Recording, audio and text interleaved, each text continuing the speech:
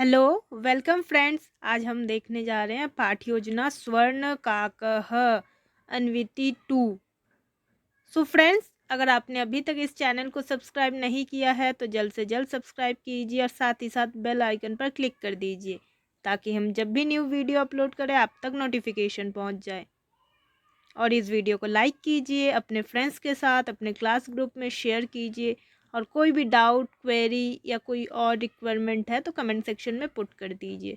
So friends, अगर आप BLED, DLED, B.Ed या कोई भी एजुकेशनल प्रोफेशनल कोर्स कर रहे हैं तो ये आपके लिए बहुत ही हेल्पफुल है। और अगर आप इस वीडियो को देख रहे हैं तो मोस्ट प्रोबेबली यही है कि आप संस्कृत के स्टूडेंट हैं, तो आप समझ ही सकते हैं कि संस्कृत लैंग्वेज में या संस्कृत शिक्षण में संस्कृत पाठ्य योजना की क्या महत्व है। सो फ्रेंड्स, देखिए इस वीडियो को। और ये जो वीडियो है पाठ्य योजना अर्थात लेसन प्लान जो स्वर्णकाकः पर बनाया है, ये अन्विति 2 है, मतलब यूनिट 2 है। इसका फर्स्ट पार्ट जो है वो ऑलरेडी चैनल पर अपलोडेड है, तो उसका जो लिंक है वो डिस्क्रिप्शन बॉक्स और कमेंट सेक्शन में पुट कर दिया है। आप वहीं से इसके फर्स्ट पार्ट को या फर्स्ट प्रीवियस लेसन प्लान को आप देख सकते हैं। सबसे पहले आप पाठ्य योजना नंबर लिखेंगे, क्योंकि अगर आप इस वीडियो को देख रहे हैं, इस वीडियो को कम्प्लीटली देखकर आप लिख रहे हैं तो इसका मतलब इससे पहले आप फर्स्ट पार्ट को कर चुके हैं। तो फर्स्ट पार्ट में अपने जो भी नंबर दिया था, पाठ्य योजना नंबर 10, 12 जो भी दिया था, तो इसके बाद इसको फिर बढ़ा दीजिएगा 13 नंबर या 14 नंबर, उस हिसाब से आप कर लीजिए। तो किसी भी लेसन प्लान को बनाने से पहले पहले आपको लिखना है पाठ्य योजना नंबर, क्योंकि आपकी यूनिवर्सिटीज़ या कॉलेजेस में यही दिया जाता है कि हाँ टोटल इतने पाठ योजना बनाना है, या फिर 40, कहीं पे 30, कहीं पे 25। तो उस हिसाब से आपको सीरियल नंबर भी डालना ज़रूरी है, तो इसलिए सबसे पहले आप ऊपर डालेंगे पाठ योजना नंबर। फिर उसके बाद स्कूल का नाम, जिस भी स्कूल में आप एज अ पीपल टीचर, छात्राध्यापक या छात्राध्यापिका अपॉइंट हुए हैं, उस स्कूल का नाम लिखेंगे। फिर लेफ़्ट साइड में लिखेंगे कक्षा, अंतरम, अवधि, और राइट साइड में डेट, जिस भी डेट को आप प्रेजेंट कर रहे हैं इस लेसन प्लान को या एक इस पाठ्य योजना को, वो डेट।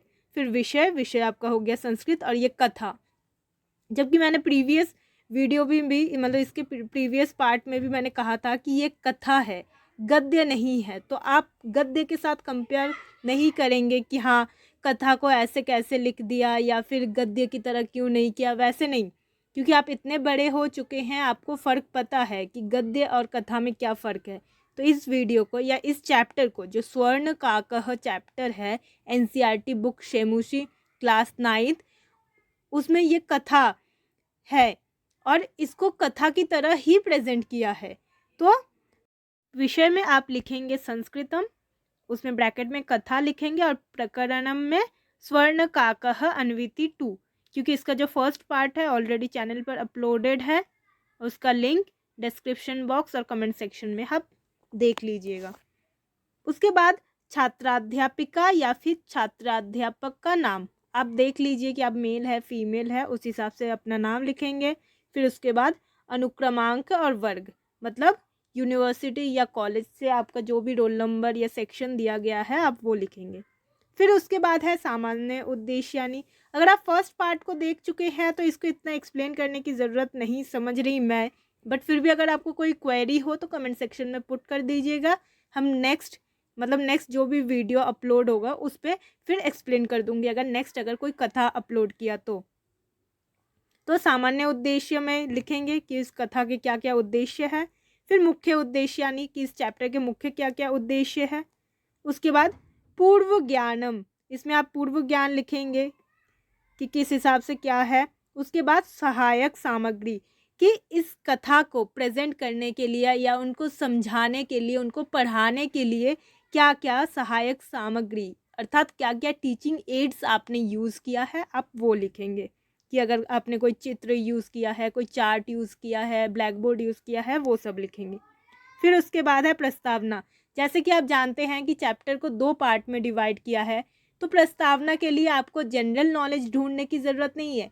जितना भी आपने पढ़ाया है उसी में से आप क्वेश्चन पूछ सकते हैं, लेकिन बात वही है कि ध्यान रहे कि जितना आपने पढ़ाया सिर्फ उसी में से पूछेंगे, क्योंकि वही उसके उन बच्चों के पूर्व ज्ञान में आएगा। तो उस हिसाब से पूर्व ज्ञान के आधारित आपने प्रस्तावना के क्वेश्चंस बना लिए। फिर उसके बाद है उद्देश्य कथनम, जिसने आपने इंट्रोड्यूस करवाया या फिर आपने डिक्लेयर किया कि जो स्वर्ण काकः चैप्टर हमने लास्ट क्लास में या लास्ट उसमें पढ़ा था उसको हम आज कंप्लीट करेंगे। उसके बाद काठिन्य निवारण, जैसे कि आपको कहा है कि कथा में सबसे पहले हम क्या चैप्टर को डिक्लेयर करने के बाद काठिन्य निवारण करते हैं, देन हम चैप्टर को आगे बढ़ाते हैं। तो इसलिए बाकी जो रेस्ट ऑफ द पार्ट जो भी आपने लिया है उसमें जो भी आपको हार्ड वर्ड्स लगते हैं उसका काठिन्य निवारण करेंगे ब्लैक बोर्ड पर। अर्थात आप चाहे तो चार्ट वगैरह भी यूज़ कर सकते हैं, ठीक है, लेकिन मीनिंग हमेशा बच्चों से ही निकलवाएंगे, चाहे सिनोनिम्स के थ्रू हो, एंटोनिम्स के थ्रू हो, कोई वाक्य बनाकर या कोई एग्जाम्पल देके, प्रत्यक्ष विधि से, कैसे भी आप बच्चों से ही मीनिंग निकलवाएंगे जिससे कि उनको याद रहे।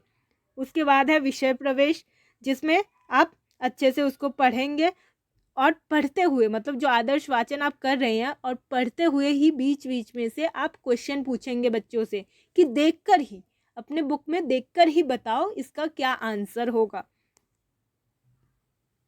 फिर उसके बाद है आपके द्वारा किया गया कथा कथन, मीन्स आप सरल संस्कृत भाषा में बच्चों को वो स्टोरी बताएंगे, उस कथा को बताएंगे। फिर उसके बाद है छात्र द्वारा कथावाचनम। अब उसके बाद आप छात्रों को बोलेंगे, मतलब निर्देश देंगे कि वो रीडिंग पढ़े, जैसे आप अनुवाचन करवाते हैं वैसे ही, तो बच्चे भी, स्टूडेंट्स भी रीडिंग पढ़ेंगे। सो फ्रेंड्स, जल्द से जल्द चैनल को सब्सक्राइब कीजिए अगर आपने अभी तक नहीं किया है चैनल सब्सक्राइब। इस वीडियो को अपने फ्रेंड्स के साथ, अपने जो क्लास ग्रुप है उसमें शेयर कीजिए, वीडियो को लाइक कीजिए, और कोई भी क्वेरी हो तो कमेंट सेक्शन में पुट कर दीजिए। उसके बाद है छात्र द्वारा कथा कथनम, जिसमें आप छात्रों को बोलेंगे कि कोई एक कंप्लीट कथा को सुनाएं, चाहे वो संस्कृत भाषा में हो या जिस भी भाषा में वो कंफर्टेबल हो उस भाषा में समरी सुनाए कि क्या क्या समझा है। उसके बाद आवृत्त्यात्मक प्रश्नाह, जिसमें आप कुछ क्वेश्चंस पूछेंगे चैप्टर से, देख लीजिए, मतलब आप छोटे छोटे क्वेश्चंस ले सकते हैं, लॉन्ग क्वेश्चंस ले सकते हैं, वो आपको पता होगा कि आपके जो स्टूडेंट्स हैं, जो बच्चे हैं, वो कितना समझते हैं या फिर कितना वो व्यक्त कर सकते हैं। बट कोशिश हमेशा कीजिए, क्योंकि आप लैंग्वेज के टीचर हैं, तो कोशिश कीजिए कि वो अपनी भावनाओं को व्यक्त करें, चाहे वो कैसे भी, मतलब आसान लैंग्वेज में या फिर थोड़ा रुक रुक कर ही, मतलब व्यक्त करने की अभ्यास करवाएंगे। उसके बाद है आपका जो लास्ट है गृह कार्यम। गृह कार्यम आपको हमेशा से ही, मैं शुरू से ही कहती आ रही हूँ कि गृह कार्यम वैसे होने चाहिए, मतलब होमवर्क वैसा होना चाहिए कि बच्चे सिर्फ छाप कर ना लेके आए बुक से, वो कुछ करे अलग से कुछ।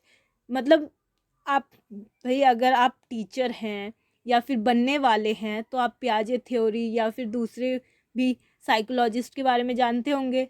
वो हमेशा क्या कहते हैं, मतलब पियाजे ने क्या कहा है कि करके सीखो, तो वो कुछ करके सीखे, कुछ करके, मतलब चाहे वो चैप्टर को ही 2-3 बार पढ़े, लेकिन ऐसा ना हो कि सिर्फ गाइड बुक से लिख लिया, छाप लिया, ऐसा नहीं, वो कुछ करे। तो जैसे इसमें होमवर्क दिया है, देखिए कि अस्मिन् पाठे ये संधियुक्ताः पदाः सन्ति तेषां सूची निर्माणं कृत्वा आगच्छन्तु। अब इसमें क्या होगा, उनको संधि निकालने के लिए, अब किस क्या क्या संधि है उसमें से छांट कर निकालने के लिए उनको चैप्टर को पढ़ने की ज़रूरत है।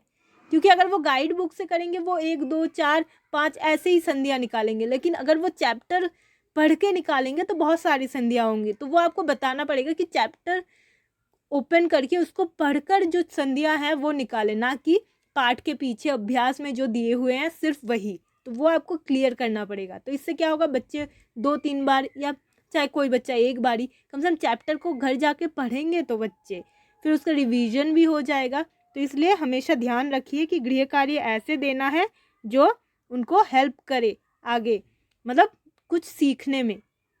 आई होप फ्रेंड्स आप लोगों को ये वीडियो बिल्कुल क्लियर है, दोनों पार्ट्स आप लोगों को बिल्कुल क्लियर है। जिन्होंने फर्स्ट पार्ट को नहीं देखा, फिर से बता रही हूँ कि डिस्क्रिप्शन बॉक्स और कमेंट सेक्शन में पुट कर दिया है उसका लिंक, वो देख लीजिए। फर्स्ट पार्ट को देखेंगे तभी आप सेकंड पार्ट कर पाएंगे, वरना सिर्फ सेकंड पार्ट देखने का कोई मतलब नहीं बनता है। So friends, thank you.